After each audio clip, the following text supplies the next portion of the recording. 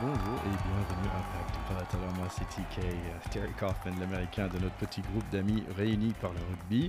J'espère que vous allez tous très bien après ces super vacances. Maintenant c'est la rentrée et donc moi je suis super content parce que c'est la rentrée pour le top 14 aussi, donc ça fait énormément de plaisir. On a beaucoup d'épisodes à venir très bientôt. Là on va démarrer tout de suite avec un super interview que j'ai eu avec Yann Delegue, l'ancien numéro 10 de Toulon, Toulouse et l'équipe de France. Donc j'ai eu l'opportunité de parler avec lui par rapport à sa carrière, mais aussi son aventure actuelle, le Water Rugby, qui est ce week-end, le 10, 11, 12 septembre, à Toulouse. Donc si vous êtes à Toulouse, il faut absolument y aller. On a pas mal d'épisodes à venir ce mois-ci. On va essayer de faire un petit tour des différentes équipes pendant le top 14. Un autre interview à planifier pour la fin du mois. Donc, n'oubliez pas de vous abonner sur votre plateforme de podcast de choix et nous suivre sur tous les réseaux sociaux. Et peut-être vous avez un peu trop fêté ces vacances, un peu trop mangé, comme moi. J'ai fait un autre podcast sur la perte de poids aussi. Ça s'appelle Un plus léger. N'hésite pas à le chercher. Il y a un nouvel épisode qui sort vendredi. Et voilà, c'est tout pour moi. On passe tout de suite à mon entretien avec Yann Delegue. Vous allez y retrouver là un monsieur avec plein d'énergie, plein de bonnes idées et plein de bonne humeur. Allez, bonne écoute.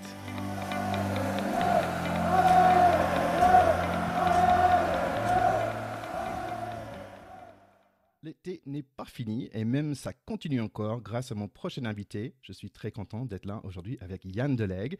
Nous allons parler de sa carrière de rugbyman un peu plus tard, mais là, tout de suite, c'est place à son projet actuel, le Water Rugby à Toulouse, le 10, 11 et 12 septembre. Bonjour Yann. Bonjour à tous. Alors, pour les gens qui ne connaissent pas, est-ce que tu peux nous parler un petit peu de Water Rugby? Qu'est-ce que c'est exactement? C'est une grande fête du rugby pour tous les passionnés de rugby.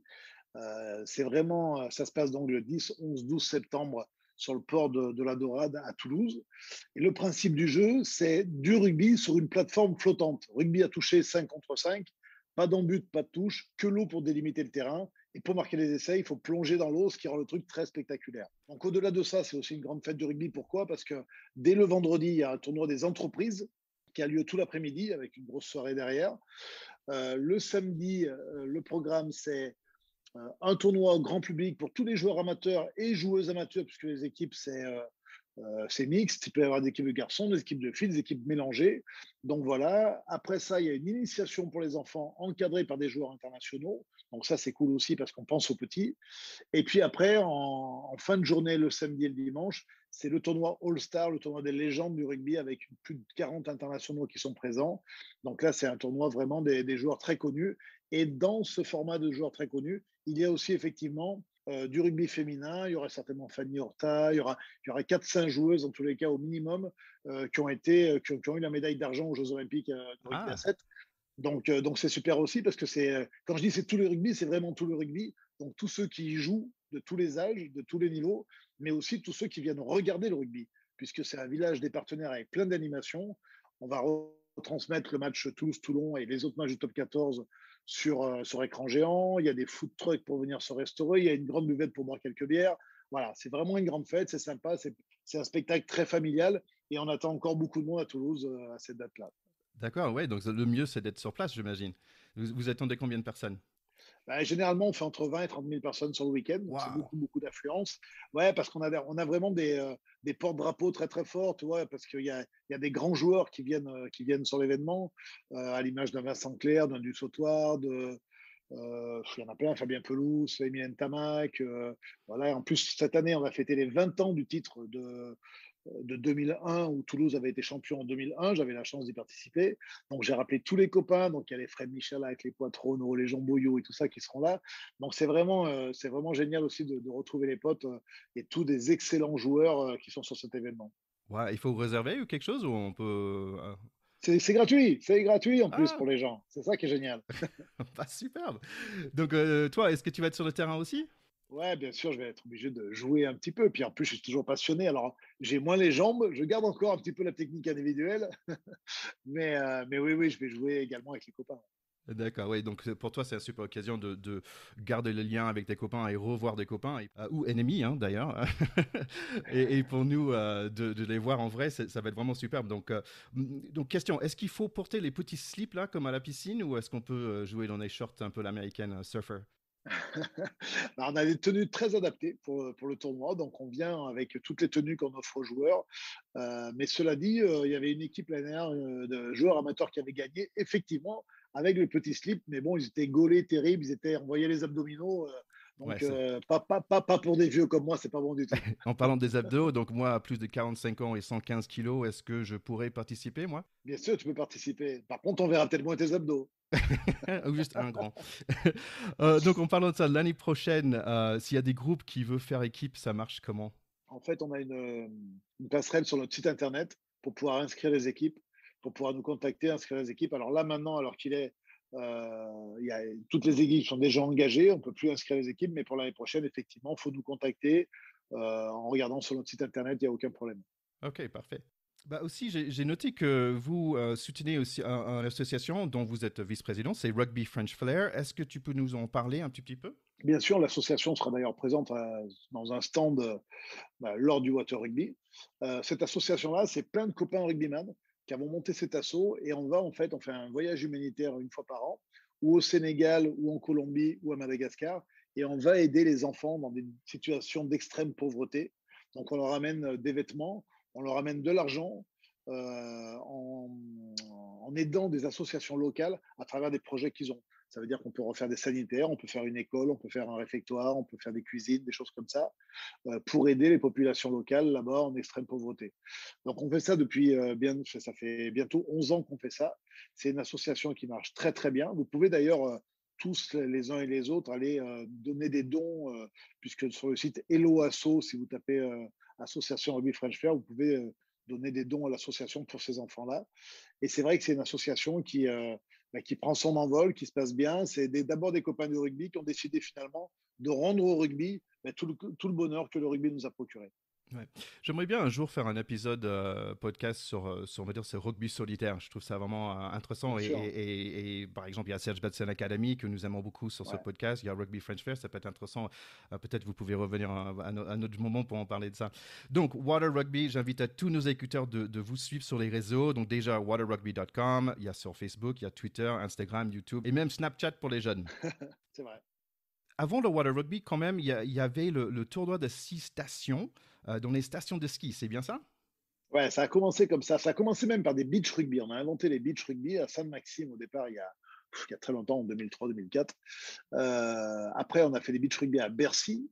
Donc, on remplissait Bercy à Paris de sable et on faisait un tournoi international. Et même John Alomou qui est venu jouer, Carlos Spencer, il y avait vraiment du très très lourd au niveau des joueurs. Et après, effectivement, on a orienté sur un nouveau rugby, une invention du rugby. C'est l'invention du rugby sur neige dans les stations de ski. Donc, effectivement, il y avait le tournoi des 6 stations dans les stations de ski. C'était une tournée de rugby pendant une semaine. En fait, on a fait ça pendant 6 7 ans. C'était fabuleux. Et là, pareil, on retrouvait tous les anciens copains, tous les copains anciens internationaux qui étaient là, français, étrangers. C'était vraiment génial. Il y avait les Anglais, Mike Tyndall, Rory Lawson, l'Écossais. Enfin, voilà, on avait Colin Charvis, le Gallois. Il y avait vraiment des super joueurs. Et on a passé des très, très bons moments à la montagne. Et puis après, on s'est dit, ben, c'est bien de faire un truc dans la neige, mais il faudrait aussi qu'on se voit l'été. Donc, trouvons une nouvelle idée. Ouais. Et en fait, de trouver la nouvelle idée, tout ça, ça se passe au bar, on est d'accord, hein. Et Tard c'est le là où on a soir. les meilleures idées. Voilà. Et on a dit, il faudrait jouer sur l'eau. Ouais, il Ouais. faudrait jouer sur l'eau. Et moi, je suis parti en vacances en Thaïlande en famille. Et sur un petit port de pêche, j'ai vu une plateforme avec des gamins qui jouent au foot sur une petite plateforme de 10 mètres. Et je dis, mais c'est ça l'idée, quoi. Et quand je suis revenu en France, j'ai mis ça en place. Et maintenant, c'est génial parce que c'est très spectaculaire. Et c'est vrai qu'après le rugby sur neige, il y a le rugby sur l'eau. Et où va-t-on s'arrêter? Ouais. Donc, la question pour moi là-dedans, c'est comment est-ce que tu as pu convaincre 30 internationaux de venir jouer dans la neige, en fait? Est-ce que eux, ils étaient plutôt comme des gamins qu'ils ont envie ou il fallait vraiment les convaincre, quoi? Au départ, ils m'ont pris pour un fou. Au départ, ils m'ont dit, mais c'est impossible, Yann, on ne peut pas faire ça. C'était dans 16 ans. Ouais, mais c'était que des anciens joueurs, hein, ils n'étaient plus en activité. C'était la période de février. Et je leur ai dit, faites-moi confiance. Et comme on est très copains pour la plupart, ils m'ont dit, allez, c'est parce que c'est toi, on va venir les yeux fermés et on va essayer ton truc de fou.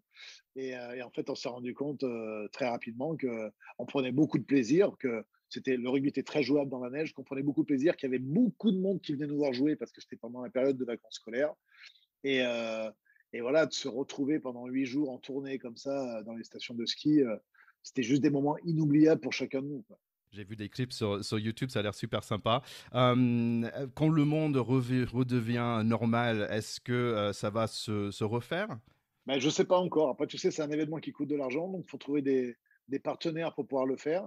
Là, pour l'instant, on arrive à trouver des partenaires pour le tournoi de Water Rugby été. Peut-être qu'on remettra au goût du jour le tournoi hiver, mais bon, c'est vrai qu'avec le Covid, c'est difficile de faire des plans dans l'avenir pour l'instant. En tous les cas, dans l'avenir court, c'est difficile. Ouais. Bon, en espérant que ça revient, parce que là c'est du rugby à 5, les deux, water rugby plus dans la neige, et avec les succès des Françaises en JO et les débuts de championnat de rugby à 7 là, avec un extenso là, en août, avec les trois week-ends cet été, est-ce que tu penses que ça va avoir un effet positif sur tes événements à toi, et juste le rugby en général? Ouais, je pense que oui, parce que alors déjà, l'effet positif, l'effet très positif pour mon événement comme pour le rugby en général, c'est la Coupe du Monde qui arrive en France en 2023. Ça, pour moi, c'est quelque chose qui booste le rugby et qui nous permet d'avoir justement des nouveaux partenaires, une visibilité médiatique, parce que le rugby est à la mode et que le rugby va encore surfer pendant au moins 2 ans sur le territoire français grâce à la Coupe du Monde. Donc ça, c'est vraiment un truc important. Après, l'autre truc important, c'est que le rugby, en termes de licenciés, c'est difficile. On voit qu'il y a des mauvais côtés du rugby, sur les dangers du rugby, sur l'agressivité du rugby, sur des blessures qu'on peut voir. Et une façon de démocratiser le rugby et de rendre le rugby spectaculaire et ludique, c'est peut-être à travers des variétés de rugby un petit peu différentes, et notamment le water rugby ou le rugby sur la neige, parce que c'est vraiment sans danger pour le coup, très spectaculaire, où le convivialité et la bonne humeur sont au rendez-vous. Et donc, pour faire connaître le rugby aux plus jeunes et pour les amener à aimer le rugby, puis plus tard à prendre une licence de rugby, ben finalement, c'est des bons moyens pour aller capter de nouvelles générations qui a besoin d'entertainment, qui a besoin de spectacle. Et je pense que justement, des événements comme les miens sont une bonne formule pour la démocratisation et pour la publicité et pour la promotion du rugby. Et aussi pour les vieux de revenir sans casser un clavicule ou un truc comme Ouais, ça. ouais, sans se faire mal, effectivement. Et puis en plus, sur le modèle de la convivialité, c'est vrai que c'est super important aussi, parce que le rugby, c'est pas qu'un sport, c'est un mode de vie. Et finalement, de retrouver les copains et de refaire la fête ensemble, à se rappeler des histoires de rugby qu'on a vécues avant, mais c'est aussi ça le rugby pour moi. C'est aussi cette humeur-là. Et c'est très important. Et je tiens à ça, moi. Le rugby, c'est un sport, mais c'est pas qu'un sport. C'est une façon de vivre. Ouais, c'est marrant parce que là j'ai eu un texte hier qui dit, c'était groupe de potes local qui disait tiens on fait un petit toucher ce week-end, ça me fait vraiment chaud au corps. J'ai dit oui super hein, cette opportunité de faire ça. Il me semble que toi tu es un homme d'idées et un idea guy. Est-ce que ça te correspond? Bah ouais, un peu quand même, hein. J'ai toujours des idées. Alors pas, elles sont toutes un peu folles ces idées-là, mais oui, oui, j'aime être créatif. J'aime Ouais. être créatif. J'aime changer les codes. J'aime aller où on m'attend pas. Donc effectivement, j'aime être original. Donc oui, oui, j'adore les nouvelles idées. Ouais. Mais il y a une différence entre être des idea guy, l'homme à l'idée, mais l'homme qui fait l'idée aussi, c'est une autre chose. Donc d'où vient cette, on va dire, cette confiance pour passer à l'acte en fait? Je crois que la créativité ça fait partie de ma personnalité. Et même quand j'étais joueur, je faisais des gestes un peu créatifs où j'essayais toujours d'être inattendu. Et je sais que je me faisais souvent engueuler par certains entraîneurs, dont Guy Novès, où ça m'arrivait de faire des passes aveugles en regardant d'un côté, en faisant la passe de l'autre côté pour faire un leurre à l'adversaire. Et Ouais. Guy Novès me disait non, tu regardes ton partenaire. Je dis mais si je regarde le partenaire, il passera jamais. C'est pas comme ça le rugby. Non mais voilà, donc j'ai toujours eu une créativité en moi, même dans mon jeu de rugby déjà à l'époque. Après, être créatif c'est bien, mais effectivement après il faut un côté cartésien aussi pour pouvoir mettre la structure en place. Et d'avoir des idées folles, c'est bien, mais de les réaliser, après, faut se donner les moyens de les réaliser. Donc, généralement, quand je suis en contact avec des gens pour mes événements, quand les gens commencent à dire oui, mais ça va pas être possible, il n'y a rien de pire qui m'énerve. Parce que je pars un peu du principe que tout est possible. Après, il faut se donner les moyens, et c'est en se donnant les moyens, effectivement, qu'il y a une réalité de concept. Parce que d'avoir une idée folle de jouer solo, c'est bien beau, mais après, faut-il encore que ça fonctionne. Pour te prendre un exemple, quand j'ai décidé en disant il faut faire du rugby sur l'eau pour changer, pour apporter quelque chose de nouveau. Au début, j'étais pas parti en Thaïlande en vacances, donc je cherchais comment faire. Et je me suis dit, je vais faire ça sur un bateau, un grand bateau plat qu'on mettra au large, on jouera dessus, ce sera sympa et tout ça. Et puis, tu vois, le retour à la réalité cartésienne, c'est que je me suis dit, si jamais je mets un bateau, ça veut dire que le bateau il sera au large. S'il est au large, ça veut dire qu'il n'y a pas de spectateurs. S'il n'y a pas de spectateurs, il n'y aura pas de médias. S'il n'y a pas de médias, il n'y a pas de partenaires. Et le financement, il ne pourra pas se faire. Donc, tu vois, il y a quand même une logique après cartésienne qui arrive en disant, bon, l'idée est folle, l'idée est bien, OK, mais comment on peut la mettre en place? Bon, le bateau, pour le coup, on ne pouvait pas la mettre en place. Donc, j'ai bifurqué sur autre chose, sur justement la création de cette plateforme flottante qu'on peut mettre un peu partout. Et voilà, après, c'est une façon de se donner des moyens d'arriver à réaliser sa folie, quoi. C'est ça. Et dans le rugby, dans le sport, parfois on a des héros, des menteurs, des personnes tiens, on le regarde, tiens, je vais être un peu comme lui. Bon, pour cette créativité dans le monde d'entreprise, est-ce qu'il y avait quelqu'un qui était un mentor pour toi, qui t'a montré un peu la voie à ce niveau-là? Bien sûr que je me suis inspiré de choses parce que quand je veux faire du sport spectacle, ben, la première inspiration, c'est de regarder un petit peu ce qui se passe aux États-Unis déjà, parce que c'est quand même les rois du sport spectacle. Donc oui, je ne peux pas dire que j'ai eu des modèles, mais je me suis inspiré de certains trucs. Mhm. Je me suis inspiré du modèle américain sur le basket, sur le foot US, voilà, sur tout l'entertainment qu'il y a dans les stades et qui fait partie de l'intégrante du sport spectacle aux États-Unis.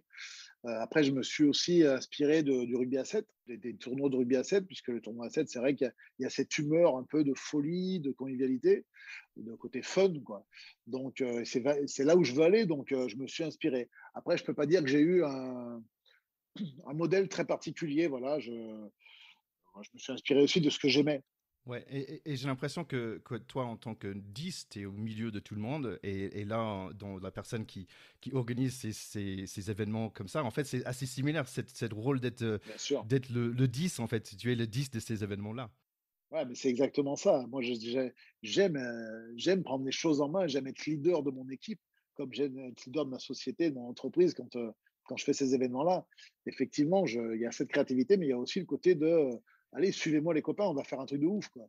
Et, Ouais. ça, c'est important. Et moi, ma société, je la gère comme ça aussi, en leader, en organisateur, en manager. Voilà, j'aime bien être inspirant et j'aime bien que les gens qui travaillent avec moi soient aspirés par ma folie et envie de mouiller le maillot, quoi.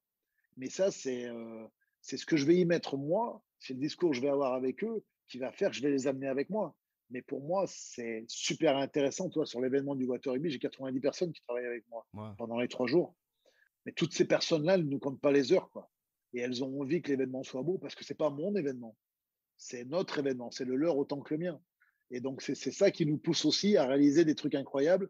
Et c'est pour ça que tous les gens, quand ils viennent au Water Rugby, sont bien reçus avec tout un staff qui a la banane tout le temps, qui se marre.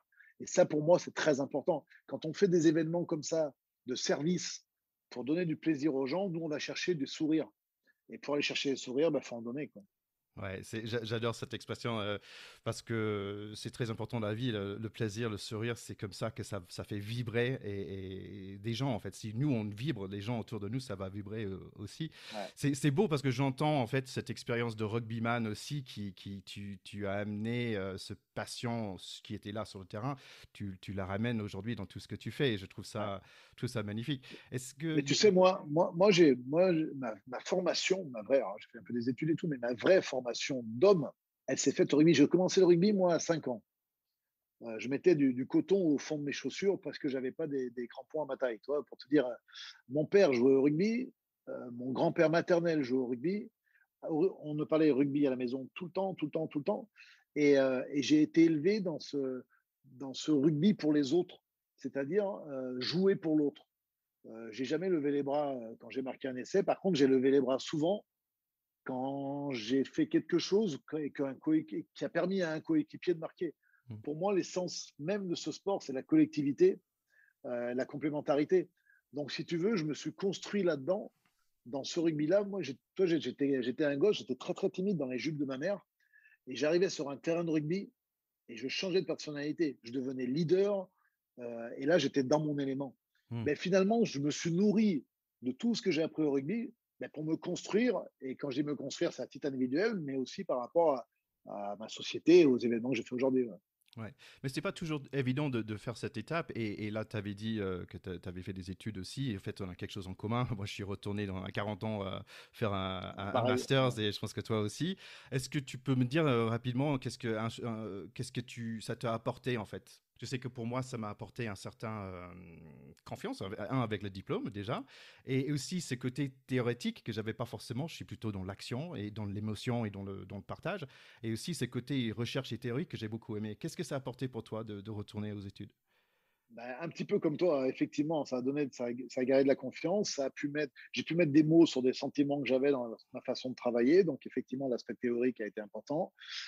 Ça m'a apporté du réseau aussi, quand même, une crédibilité. Une crédibilité, ça, c'était important. Puisque quand on a Surtout en un France. exécutif MBA, ouais, surtout en France. Voilà. Alors, il y a des choses dont je me servirai jamais parce que c'est tellement large l'exécutif MBA que tu touches vraiment à plein de trucs. La supply chain, toi, je suis pas sûr que je vais beaucoup m'en servir dans mes activités. En revanche, sur la communication, sur les ressources humaines, sur le marketing, bien sûr, je me suis nourri de beaucoup de choses pendant cette formation et non, ça m'a beaucoup apporté. Puis après, la fierté individuelle aussi, d'avoir réalisé ça et d'être allé au bout parce que c'était une période pendant 2 ans où c'était costaud, quoi. Faut Ouais. cumuler à la fois le travail et à la fois ses études, réapprendre, se réhabituer à réapprendre quand on a 40 ans, c'est plus du tout pareil. Donc, ouais, il y a une satisfaction personnelle d'être allé au bout et d'avoir réussi ça aussi. Ouais. Ouais, super. Donc là, on a parlé de ton aspect businessman et je vois cette transition. Mais en fait, avant de passer entre, on va dire, joueur et businessman, là, il y avait aussi un grand phase de médias aussi, parce que tu étais consultant à Canal Plus pendant un paquet d'années. Il me semble que ça démarrait genre 3 mois après la fin de carrière. Tu étais tout de suite consultant, c'est bien ça? Ouais, c'est ça. En fait, quand j'ai arrêté ma carrière en 2007, j'étais un petit peu dégoûté du rugby. Ça s'était mal terminé avec Mourad Boudjelal à Toulon. J'étais parti sur un conflit et j'étais frustré de finir ma carrière comme ça. Donc, j'étais un peu frustré de ça. Donc, les premiers moments, j'ai coupé le rugby. Alors, pas longtemps, hein, mais je me suis dit, 3 mois. ouais, même pas. J'étais un peu dégoûté. Donc, tu vois, je me reconnaissais plus dans ce paysage du rugby. Puis, je me suis aperçu quand même que le paysage de Mourad Boudjelal, c'est pas le paysage du rugby. Et que donc, je suis vite revenu à ma passion. Et effectivement, il y avait la Coupe du Monde de rugby qui commençait en 2007. Et donc, j'ai des médias qui m'ont, notamment Canal Plus et Infosport, qui m'ont sollicité assez vite. Et j'ai sauté sur l'opportunité parce que ça me permettait de rester dans le milieu rugby, de continuer à vivre et à être au contact de ma passion. Et puis sur un événement planétaire qui était en France et qui était quand même juste un truc magique. Donc, ça m'a permis effectivement de mettre le pied dans le monde des médias et tout en continuant dans le rugby. Et puis aussi, par rapport à ma philosophie de jeu et tout ça, je suis quelqu'un qui organisait le jeu, donc j'avais une vision du jeu, je réfléchissais au jeu constamment quand je jouais, et donc effectivement, même après, je suis toujours là pour analyser le jeu, pour avoir mon avis, et puis je regarde tous les matchs, quoi. Donc effectivement, de ce fait-là, j'étais un consultant qui avait déjà une expérience, qui était passionné de rugby, qui regardait tous les matchs. Ça fait quelques atouts déjà. Puis après, il fallait s'exprimer pas trop mal et puis le tour était joué, quoi. Donc, tu avais déjà le côté tactique, bien sûr, mais je suis curieux par rapport au positionnement d'un ancien joueur que 3 mois après, il revient avec un microphone qui met dans le visage de ses anciens coéquipiers et tout ça. Comment on va dire, faire ce transfert de devenir presque? Est-ce que c'était lourd de faire ça ou est-ce que c'était assez facile par rapport à la relation avec des anciens coéquipiers? Non, c'était assez facile. C'était assez facile parce qu'ils ne me voyaient pas comme un journaliste, ils me voyaient comme un consultant. Donc déjà, et puis après, moi, tu sais, dans ma façon de vivre ce rôle de consultant, j'ai rarement, alors, j'en ai souffert quand j'étais joueur, donc j'ai pas voulu faire ce que certains journalistes m'ont fait. Donc, je peux être critique en parlant d'un match, d'une action, mais je ne critiquerai jamais l'homme et jamais le joueur dans sa globalité. Je dirais jamais lui, il est mauvais. Je dis aujourd'hui, il n'a pas été bon, c'est pas pareil que lui, il est mauvais. Ouais. Et donc, j'avais cette façon de faire qui fait que bah, les joueurs étaient en confiance avec moi, je pense, dans ce rôle-là. Nous aussi, on essaie de ne pas critiquer les personnes, mais parfois les coupes de cheveux quand même, parce que le mulet, là, il faut qu'on qu'on l'interdise. Tu as Euh, raison. Est-ce que tu as pu préparer en tant que joueur les dernières années ou les 2 dernières années? Tu savais que tu allais vers ce média? Est-ce que tu disais, ah tiens, je vais parler de ça ou pas? Ou est-ce que c'était assez inattendu? Non, je me dirigeais vers l'événementiel, ça oui, puisque à la fin de ma carrière, j'avais déjà monté ma société, j'avais commencé à faire des événements et j'étais déjà encore joueur, que je commençais à faire des événements. Donc ça, je l'avais un petit peu anticipé. Par rapport à mon rôle médiatique, je ne l'avais pas anticipé. En revanche, ça m'était déjà arrivé de commenter pour la radio sur des périodes où j'avais été blessé. Il y avait des radios locales qui me demandaient de commenter les matchs et je l'avais fait 4, 5 fois. Mais ce n'était pas prémédité pour après faire une carrière dans les médias. Ouais. Mais ça m'avait plu néanmoins, ça m'avait plu. Ok, mais j'entends des skills déjà que tu avais eu, c'était côté tactique, aussi, j'imagine créativité, c'est bien aussi hein, Ouais. sur l'antenne. Mais pour toi, qu'est-ce que tu as appris lors de cette expérience aussi? Ce que j'ai, ben déjà, j'ai appris techniquement comment poser sa voix, comment toi, par exemple, pour une anecdote, quand j'ai commenté mon premier match à la télévision, je ne laissais pas de blanc. C'est-à-dire, je parlais tout le temps. Dès que le journaliste ne parlait pas, hop, je prenais la parole parce qu'il semblait qu'il ne fallait pas laisser d'espace aux téléspectateurs. Parce que justement, j'avais fait la radio avant où il ne faut pas laisser d'espace. Et là, très vite, enfin, ouais, même à la mi-temps du match, quand j'ai dit qu'est-ce qui se passe, ça va pas. Et il m'a dit, mais laisse du blanc, il y a l'image. Les gens, ils ont l'image. Donc, tu n'es pas obligé de tout le temps parler. Des fois, il faut couper pour laisser les gens. Donc, toi, il y a une certaine technique que j'ai pu apprendre au fur et à mesure. C'est allé assez vite, mais c'était important. Puis après, il y a un travail préparatoire aussi quand tu vas commenter des matchs, par exemple, quand tu fais des émissions de recherche sur les joueurs, sur des thèmes, sur voilà, tu vas chercher un peu des informations aussi. Et pendant cette activité de consultant, tu avais une autre activité à côté? Tu avais toujours ton entreprise? Ouais, ouais, je faisais les événements, j'avais ma société effectivement, et c'est la période où je faisais le beach rugby à Bercy, puis je faisais le tournoi des six stations aussi l'hiver. Donc, ouais, ouais, et ça, c'était à Canal+. Après, quand j'étais sur Eurosport, je faisais déjà le water rugby. Donc, ouais, à chaque fois que j'ai eu des médias, j'avais mon activité à côté. Donc un homme occupé.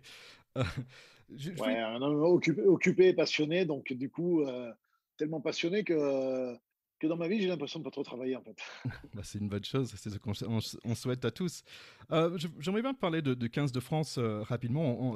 D'abord, ce nouveau 15 de France de Fabien Galtier, t'en penses quoi? Ah, que du bien, que du bien. Je trouve que c'est génial parce qu'on est sur une génération de joueurs qui est très talentueuse. Donc, ça, c'est très bien.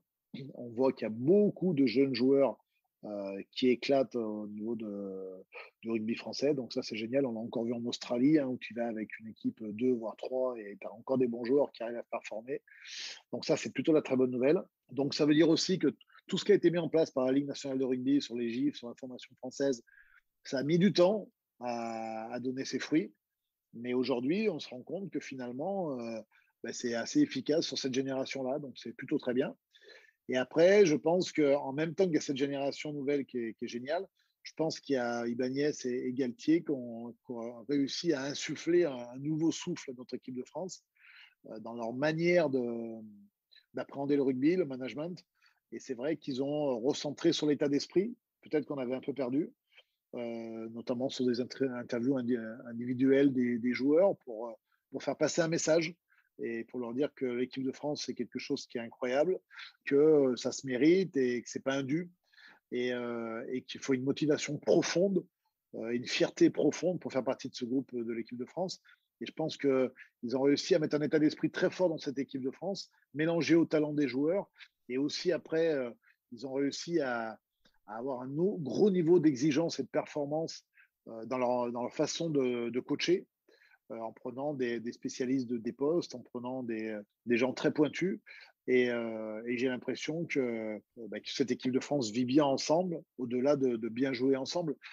Donc, en termes de performance, on sent qu'il y a du mieux. On n'a encore pas gagné grand-chose. C'est un petit peu ce qui manque pour l'instant. Mais je pense qu'on a les qualités pour justement passer maintenant à gagner des vraies compétitions, quoi.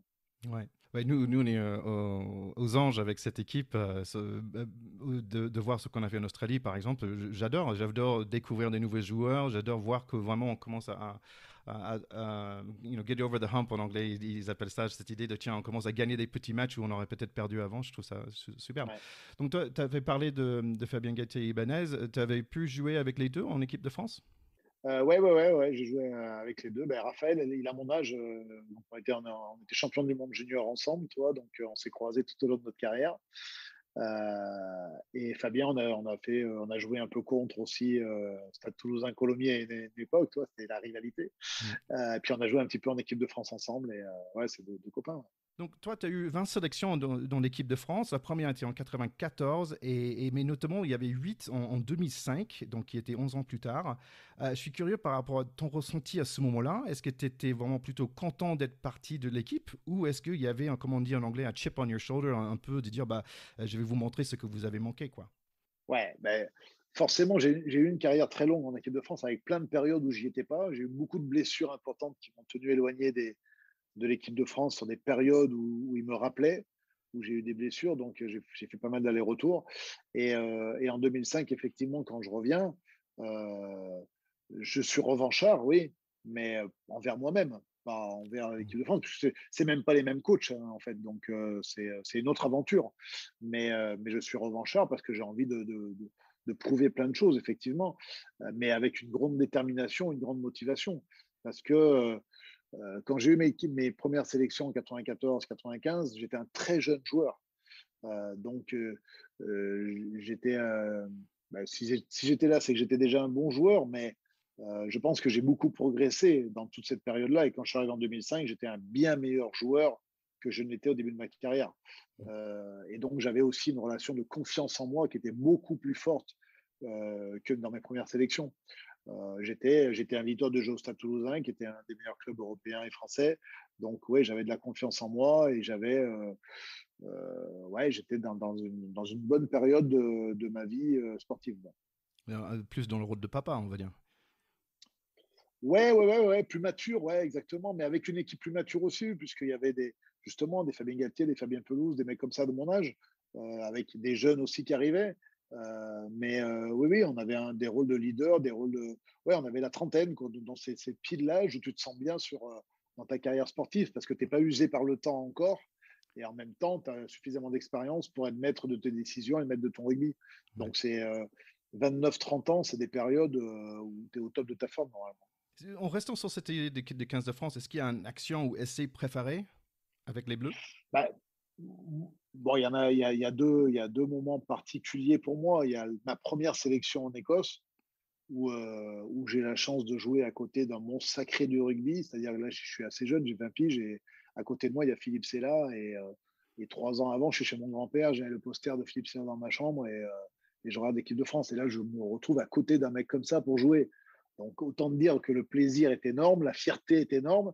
Et sur ce match-là, ça se passe super bien. Et je prends un intervalle et je fais marquer Jean-Luc Sadourny d'un coup de pied rasant. Et c'est une image qui est restée collée à moi. J'en suis assez fier.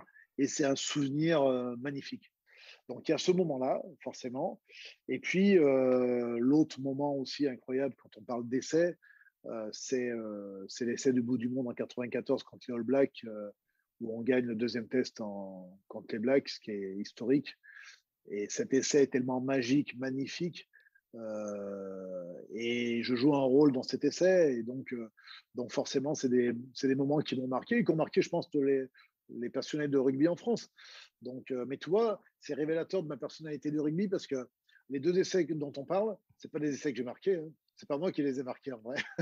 Ouais. C'est marrant parce qu'en basket, on compte des assists. C'est le passe décisif, quoi. Ouais. Et c'est dommage que je trouve en rugby, on n'en compte pas. Même en hockey, ça compte et tout.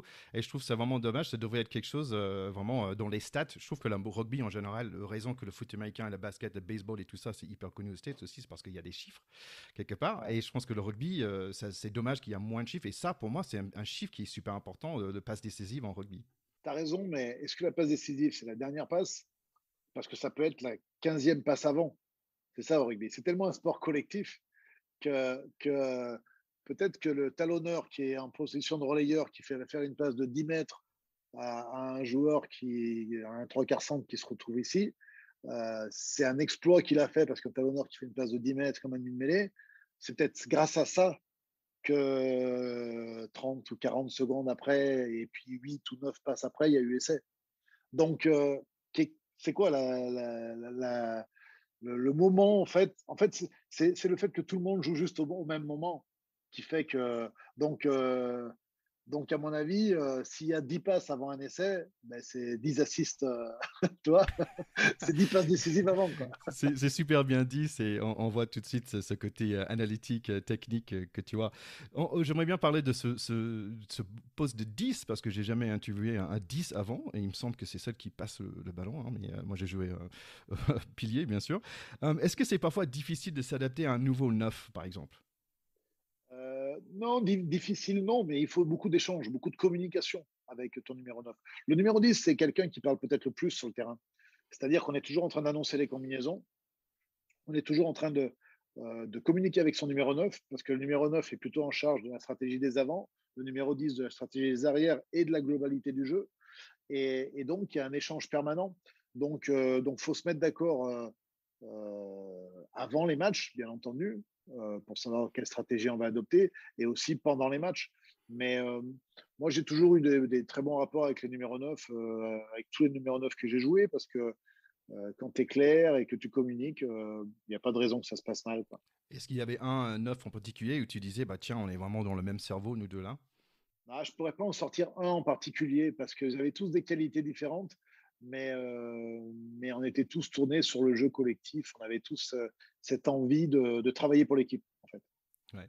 J'étais en train de regarder un vidéo sur le drop et tu as figuré grand dans la partie drop. Est-ce que pour toi c'était un grand parti de ton jeu à l'époque? Tu avais parlé aussi de cette créativité. C'est là en fait où tu as eu ce surnom de Petit Mozart? Alors, son nom de Petit Mozart, non, c'est Laurent Cabane qui avait dit ça aux journalistes en 94 quand on part en tournée en Nouvelle-Zélande. Et du coup, ça m'a collé à la peau et les journalistes ont utilisé ce surnom toute ma vie. J'ai encore les copains aujourd'hui qui m'appellent Mozart. Un de mes meilleurs amis, Cédric Desvos, il m'appelle Mozart à chaque fois qu'il m'appelle, puis il y en a plein. Donc c'est rigolo. Et non, ce n'est pas lié au drop, le surnom. En revanche, les drops, effectivement, ça a été un peu une de mes spécialités quand je jouais. Alors c'est marrant parce qu'en période régulière de championnat, j'en tapais quasiment pas. Par contre, sur des phases finales, un peu dans le money time, en fait, hein, je trouve que c'était une arme redoutable parce que ça permettait de.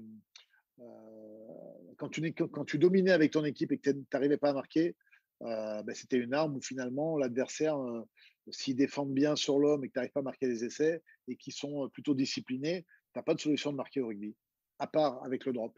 Mm. Donc je trouve que ça concrétisait une domination de ton équipe. Et dans des phases finales, quand tu domines, il faut marquer des points. Et c'était mon rôle d'être stratège de l'équipe et donc de marquer son temps fort. Donc, c'est pour ça que ça m'arrivait assez régulièrement en phase finale de taper les drops. Mais c'est bien parce que j'ai vu que le Stade Toulousain l'avait remis au goût du jour pour la finale de cette année. Et d'ailleurs, pour l'anecdote, le petit Ramos que j'ai croisé en soirée après le match m'avait dit: cet après-midi, j'ai regardé la finale de 2001 que tu avais joué avec le Stade et j'ai vu que tu avais tapé les drops, donc il fallait que je mette un drop. Ah, génial! En parlant de Stade Toulousain, vraiment, tu as joué, j'ai regardé les équipes que tu as joué avec, c'est un truc de fou. C'est vraiment, il y avait plein de joueurs énormes, on ne peut pas tous les citer. C'était vraiment une époque magnifique à ce moment-là. Et j'ai quand même l'impression qu'on est en train de vivre la même chose avec le Stade Toulousain. Est-ce que tu es de même avis aujourd'hui? Ouais, j'ai l'impression, effectivement, effectivement. On a vécu des saisons magnifiques avec des joueurs extraordinaires à mon époque. Euh, Il y a eu Il y a eu pendant 4 5 ans peut-être un peu moins de résultats où on sentait que l'ADN du Stade Toulousain s'était un petit peu évaporé. Et là, depuis 2 ans, effectivement, on se rend compte qu'il y a encore une équipe avec plein de talents, un super état d'esprit et un ADN de jeu qui est très fortement représenté par ces joueurs-là. Donc, on peut effectivement faire le parallèle avec cette équipe d'il y a une vingtaine d'années qui avait ce même sentiment et puis ce plaisir de jouer ensemble. Ouais. Ouais, ça se voit sur le terrain aussi, c'est le plaisir. Et moi, je suis fan de La Rochelle aussi. Je vois dans leur équipe aussi cette plaisir de jouer ensemble. Et ça fait plaisir en tant que spectateur de voir des gens qui ont envie de faire quelque chose ensemble. Ouais. Alors, en fait, la dernière année, tu avais dit que c'était pas l'année que tu souhaitais, mais que tu étais reparti en fait vers tes origines. On a vu ça avec plusieurs de nos invités, Patrick Tabaco, Jonathan Best, Rémi Martin. Ils sont tous retournés. Je trouve ça assez chouette quand même. Là, lors de ce moment-là, tu as pu jouer avec Tanu Umaga. Et ma femme, elle adore ce gars-là.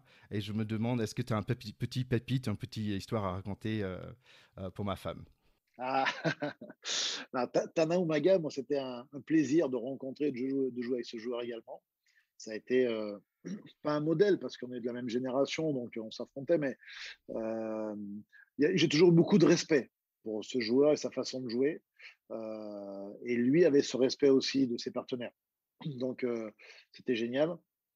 Et après, tu sais, j'ai pas joué longtemps avec lui parce que l'année où il vient à Toulon, il a joué 7 ou 8 matchs. Je crois qu'il était venu juste sur une période avant de revenir complètement l'année d'après. Donc on n'a pas joué pendant longtemps ensemble. Mais en tous les cas, il avait le respect pour ses coéquipiers. Et puis, il y avait une impression de force tranquille. Tu vois, c'est-à-dire que le mec s'énervait jamais. Tu le sentais cool, un peu à deux à l'heure. Sauf que il faisait tout juste, tout bien, tout le temps.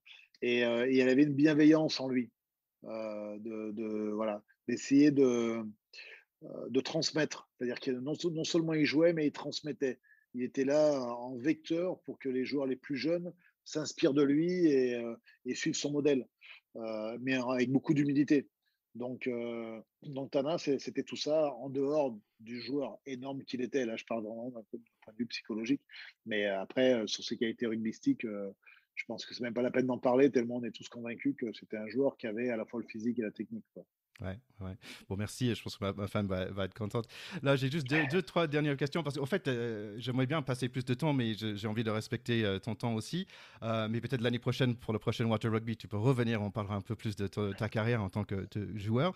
Là, rapidement, j'aime bien parler de ce MLR, le Major League Rugby aux États-Unis. Est-ce que c'est un peu sur ta radar, on va dire? Est-ce que tu penses que ça va marcher, ça?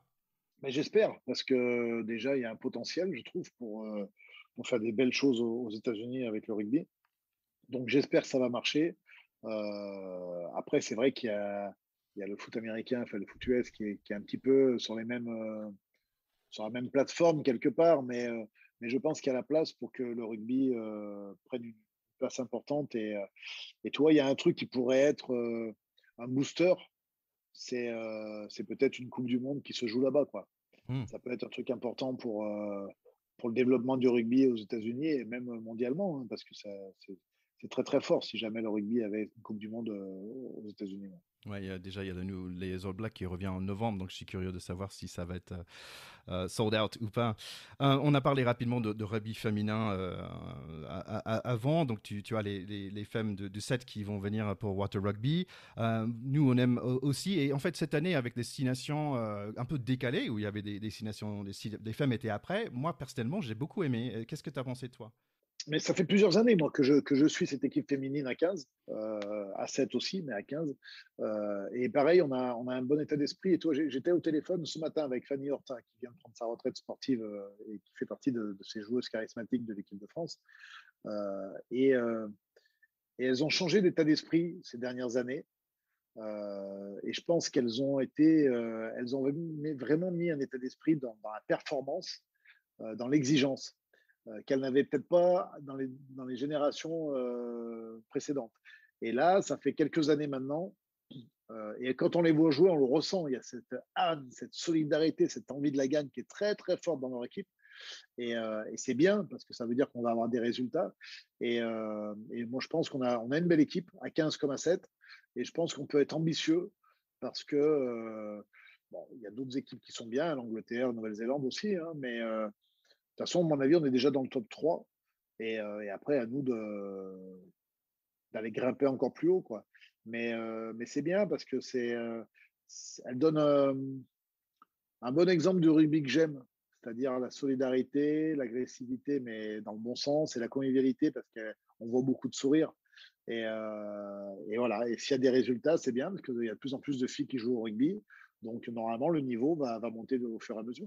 Yann, je veux vraiment te remercier d'être venu. J'ai passé un bon moment avec toi. Je trouve que tu étais nommé le petit Mozart parce que sur le jeu de terrain, mais j'ai le sentiment que ton génie, en fait, c'est plutôt dans cette histoire de réunir, rassembler les gens autour de toi avec le rugby en commun.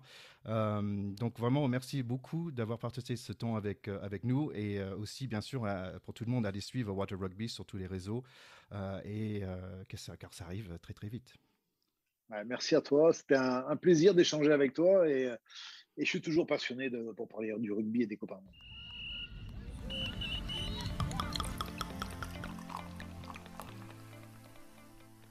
Bon, j'espère que vous avez bien aimé cet épisode. Je sais que moi, oui. Je remercie Yann pour sa générosité. Je trouve ça vraiment fantastique dans ce milieu de rugby. Tous nos invités, ils sont vraiment sympas et ils se donnent beaucoup de leur temps avec nous. Et merci aussi à vous, nos chers écouteurs, de partager tout ça autour de vous dans vos groupes WhatsApp ou Facebook. Envoyez le petit lien, ça nous fait du bien ici à Pacte de Potes. Donc revenez en 2 semaines. On va faire une analyse des différentes équipes de Top 14. Ça va être chouette pour un peu se remettre dans la bain de ce championnat. Donc ça va être vraiment sympa. Écoutez, à très très bientôt. Bye bye.